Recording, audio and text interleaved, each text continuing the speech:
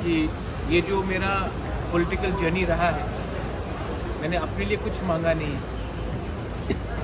मैंने अपने लिए एक पोस्ट नहीं मांगा, एक पद नहीं मांगा, हमने कुछ नहीं मांगा। हमने सिर्फ अपने तिपरासा लोगों के लिए, जो एसटी लोग हैं, जो जनजाति त्रिपुरा का, उनके लिए हमने कुछ मांगा है। अगर वो गवर्नमेंट ऑफ इंडिया नहीं देना चाहती है तो वो उनका डिसीजन है।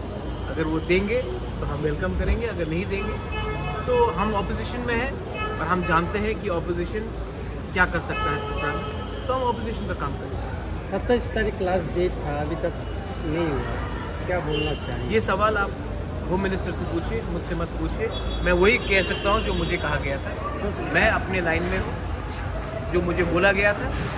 अब अगर उनको कुछ करना है तो हम वेट करेंगे, लेकिन अगर नहीं करेंगे तो हम भी अपने एमएलए एमडीसी से बात करके आने वाले दिन में हमको क्या करना है उसके बारे में डिसाइड। आपने 24 घंटा का अल्टीमेट दिया था और आप हंगर स्ट्राइक पे जाने वाले थे। आपको मैं एक ही बात बोलना चाह रहा हूँ कि मैंने आज तक अपने लिए कुछ डिमांड नहीं की। मैंने जो भी डिमांड किया है अपने त्रिपुरा के जनजातियों के लिए डिमांड किया। अगर उनको लगता है कि त्रिपुरा का जनजाति को कुछ मिलना चाहिए तब एक्ट कीजिए।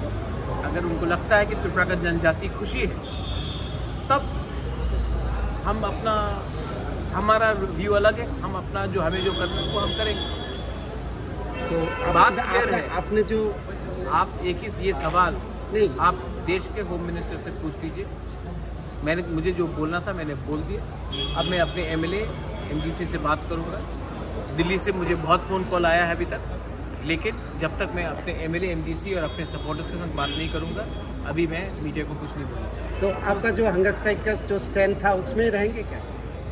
दिल्ली से बहुत फ़ोन कॉल आया है। अगर आपको भी मेरे संग हंगर स्ट्राइक में ज्वाइन करना है तो यू आर मोस्ट वेलकम।